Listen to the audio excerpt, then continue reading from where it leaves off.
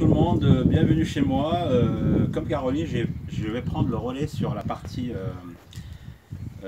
élastique. Donc je vais vous expliquer un petit peu en détail tous les exercices qu'il fallait faire par rapport au mail qu'on vous a envoyé. Donc premièrement, j'espère que tous les nageurs se portent bien, les parents aussi, et que ce confinement se passe très bien pour vous. Donc pour le premier exercice, c'est un exercice qui consiste à faire des rotations externes des deux bras. Donc chacun prend son fitband. Donc pour faire cet exercice-là, il suffit de prendre son fitband. Moi, j'ai pas de fitband pour l'instant, mais j'ai que des élastiques, mais ça revient en même. Donc je prends mes élastiques où je prends pratiquement mon fitband. Je fixe mes coudes aux hanches et je commence à faire des rotations externes des bras. Donc là, comme dans l'exercice, il fallait faire 5 répétitions. Et 5 répétitions. Donc je vais faire les 5 répétitions avec vous. 1, 2, 3, 4 et 5. La consigne pour cet exercice, c'est d'éviter de bouger les coudes. Les coudes ne bougent pas, il n'y a que les bras qui partent vers l'extérieur. Je ne monte pas les épaules, je laisse mes épaules à leur emplacement et je fais qu'une rotation vers l'extérieur. Là, on passe au deuxième exercice. Pour le deuxième exercice, c'est la rotation externe des deux bras avec élévation antérieure des épaules. Donc c'est le même principe que l'exercice précédent. On va faire 3 fois 5 répétitions avec 10 secondes de récupération. Donc je garde bien mes épaules bien dans l'axe. Ok. Je fais pas ça. On n'écarte pas les coudes. Ok. Et comme le précédent exercice, pareil, position, bien sûr, angle droit de l'avant-bras avec le bras. Et je fais le même exercice de rotation externe des deux bras, mais avec, et je lève mes bras et les coudes à hauteur de ma tête. Je reste 5 secondes et je redescends. Toujours les deux avant-bras, gauche et droit, ils sont parallèles. Ok? Et je relâche. Et je repars encore pour une autre répétition. 5 secondes. Et je redescends. Ce qu'il faudra éviter dans cet exercice, c'est d'avoir, je remonte comme ça, c'est ce qu'il faut éviter. Et puis pour cet exercice, on va faire 3 fois 5 répétitions. Donc là, on passe au troisième exercice. Top. Une fois que je suis en position, je vais faire un travail des dorsaux avec un tirage vertical. Ok. Donc je garde bien mes omoplates et mon dos bien droit et je commence à faire mon exercice.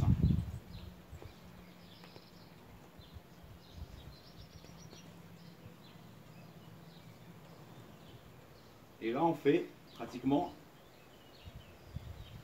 des répétitions sans arrêt.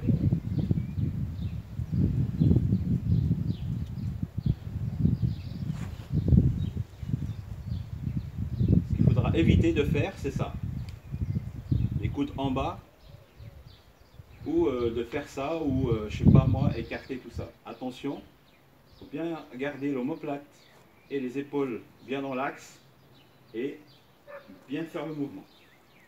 Pour cet exercice, on fait pratiquement 3 fois 10 répétitions. Donc là, on va passer à l'exercice numéro 4.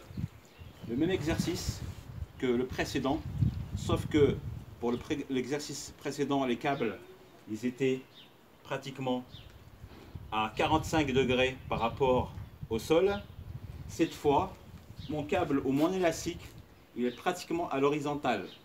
Donc pour faire cet exercice-là, il faut commencer par écarter et ramener vers les épaules. Le retour doit être fait doucement et pas brusquement pour éviter les blessures. J'écarte et je fais mon mouvement. Ok?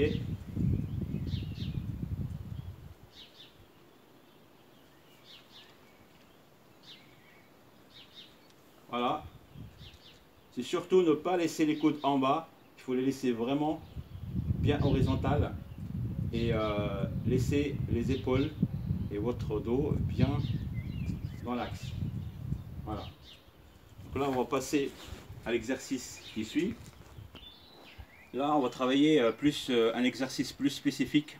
Et là, je vous explique un petit peu la nage du crawl. Vous savez très bien que la nage du crawl, tout le cycle, vous connaissez, on a beaucoup travaillé sur le cycle aérien. En l'absence, bien sûr, d'une caméra ou parce qu'on ne peut pas voir tous les nageurs leur cycle dans l'eau, je voulais vraiment travailler cette partie-là qui est très très importante. Et c'est la partie qui permet aux nageurs de bien nager ou d'accroître ses objectifs, de travailler sa vitesse et tout ça. Si le geste n'est pas correct sous l'eau, eh ben, le nageur, il a beau s'entraîner tous les jours et tout ça, s'il n'a pas le cycle bien comme il faut dans sa tête et le principe des 3 phases de propulsion en crawl, bien sûr, sous l'eau, eh ben, ça risque de bloquer. Voilà, donc là, ce que je vais faire, je vais vous expliquer un petit peu la première phase, ce qu'on appelle nous le catch, ça veut dire la prise d'appui qui est très très importante. Je l'ai déjà expliqué au bord du bassin. C'est cette partie là, ok, c'est cette partie là où le coude reste toujours à la prise d'appui, le coude il bouge pas en mouvement de crawl, ok. Cette partie là est très importante en crawl et c'est cet exercice là qui permet de faire ce mouvement là. Donc les consignes, vous les connaissez, sont déjà écrites. Il ne faut pas pencher le buste, reculer légèrement, fléchir les genoux pour éviter le mal de dos. Et puis voilà, garder le coude le plus haut, un angle à 100. L'angle à 100. Donc je vais vous expliquer comment on fait. Ok? Donc je prends mes élastiques ou mes fitbands et je travaille ce qu'on appelle le catch. C'est très simple. C'est ce mouvement là, je vais le faire juste avec un bras. Vous allez voir que ici je garde bien l'angle 100, pas 90 mais un angle à 100 et je travaille le catch. Ok, c'est quoi le catch? C'est ce mouvement là. Regardez, je fais que ça. 2, 3, 4 et 5. Vous avez remarqué que mon coude, il n'a pas bougé. Si vous comprenez cette phase, c'est une phase qui est très très importante en crawl. Donc il faut bien qu'elle soit vraiment assimilée et surtout cet angle à 100 qui est très très important. Ok, je fais ça avec le bras droit et je fais ça avec le bras gauche et on passe à la phase de la poussée. Pour le travail de la poussée, bien sûr, il faut toujours se rappeler sur la première phase qui est le catch, c'est-à-dire la prise d'appui. La prise d'appui en crawl, elle est très importante. Et c'est là où on voit les meilleurs nageurs, c'est ceux qui pointent bien leurs mains sur leurs bras et avant-bras pour faire le premier catch. C'est très important en crawl. Ceux qui nagent comme ça, avec les bras vers les extérieurs ou tout ça, ils n'ont aucun appui. C'est comme si on allait monter un mur. On monte le mur, il faut qu'on fasse le catch. Regardez, on voit bien qu'il y a une prise d'appui de mur, on a plus de force. Quelqu'un qui veut monter un mur avec les bras comme ça, eh ben, essayez, vous allez voir ce que ça donne. Pour la partie de la poussée, c'est-à-dire la deuxième phase, on a dit que la partie de catch, on l'a fait. Maintenant, c'est la partie poussée. Poussée, c'est-à-dire, ce que vous avez déjà fait, c'est le cycle normal, le catch et la poussée. Le catch et la poussée. Ok? On fait ça avec le bras droit et on fait ça avec le bras gauche et on passera à l'autre exercice, ce qu'on appelle la poussée finale. Et malheureusement là, il y a des lacunes chez nous sur la poussée finale. La poussée finale. Il y a une prise d'appui, il y a une prise d'appui, il y a la poussée et la poussée finale. C'est très important. Pour travailler la poussée finale, on travaille avec les deux bras. Bien sûr, comme on a fait au premier exercice pour les rotations extérieures des bras, on va faire la même chose avec les élastiques. Regardez bien. Je prends mes élastiques ou mes fitbands, je me mets avec les deux bras, je colle mes coudes là et je commence à faire ce mouvement de poussée finale.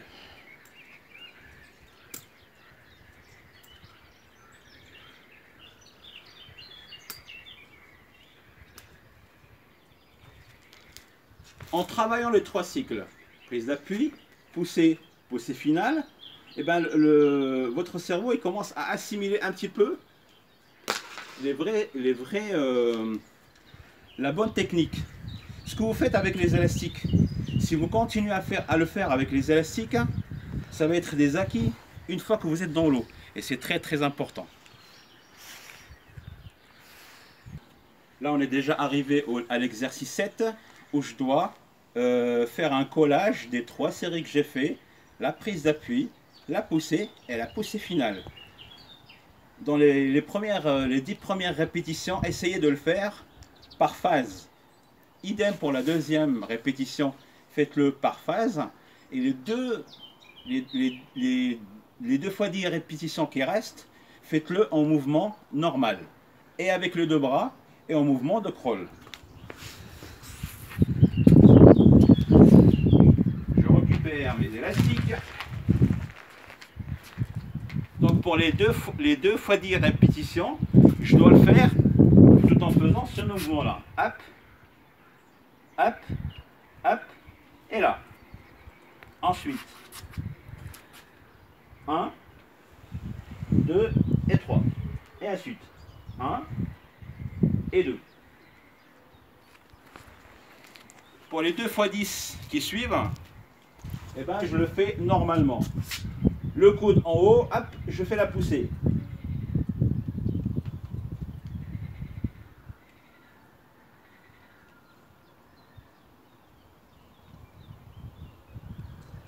Ok. Bien monter l'élastique jusqu'au bout. Le retour doit être fait doucement pour éviter qu'on se fasse blesser. Ok. Là on passe à l'exercice suivant. Pour le papillon, c'est très simple. Tout ce qu'on a vu par rapport au crawl s'applique aussi au papillon. Les deux bras, les deux coudes. Jamais les coudes en bas, en pape. Sinon, ça ne le fait pas. Toujours les coudes en haut, en pape. C'est là. Hop. Et je pousse. On fait ça avec les élastiques, c'est très simple. Pareil.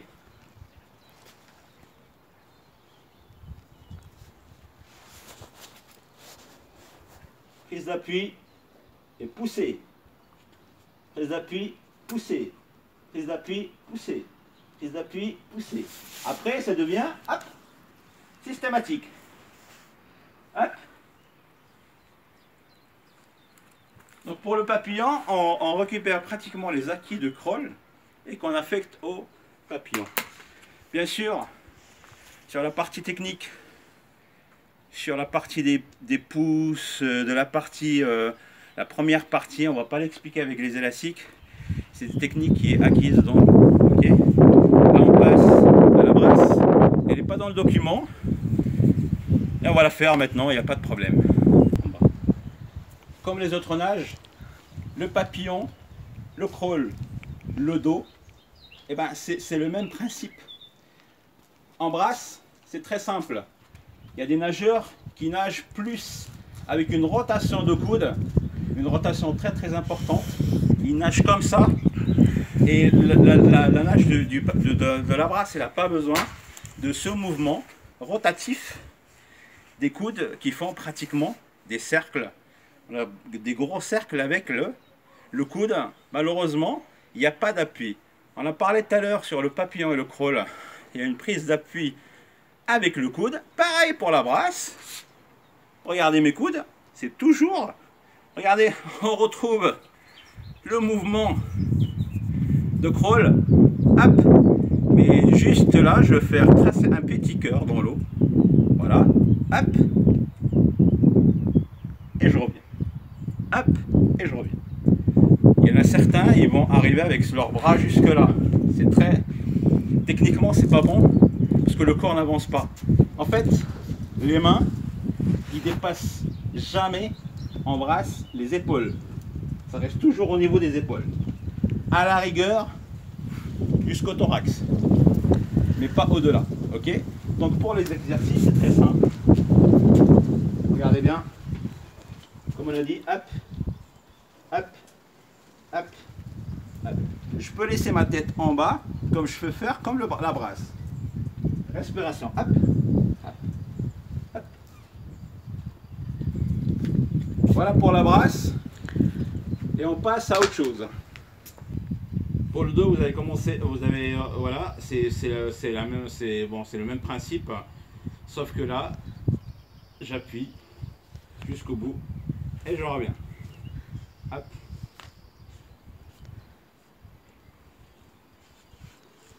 Pour le deuxième, bien sûr, l'exercice qui suit, voilà, l'exercice qui suit, c'est celui-là. Regardez, je mets mes coudes et je fais ce mouvement-là.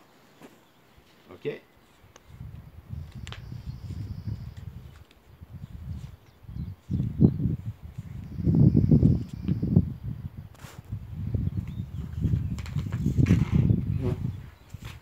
Bon, je pense qu'on a fait le tour. Pour les exercices qui restent, pour moi, c'est plus du préventif. Tous ceux qui ont eu des douleurs, et même ceux qui n'ont pas de douleur, ils peuvent travailler ces exercices-là. Il y aura une autre vidéo qui va être faite prochainement pour les mouvements de prévention contre les blessures. C'est très important que le nageur, pendant son échauffement, puisse intégrer ces mouvements-là, même si vous ne sentez rien, intégrer ces exercices pour faire de la prévention, que ce soit le travail de fixation, que ce soit le travail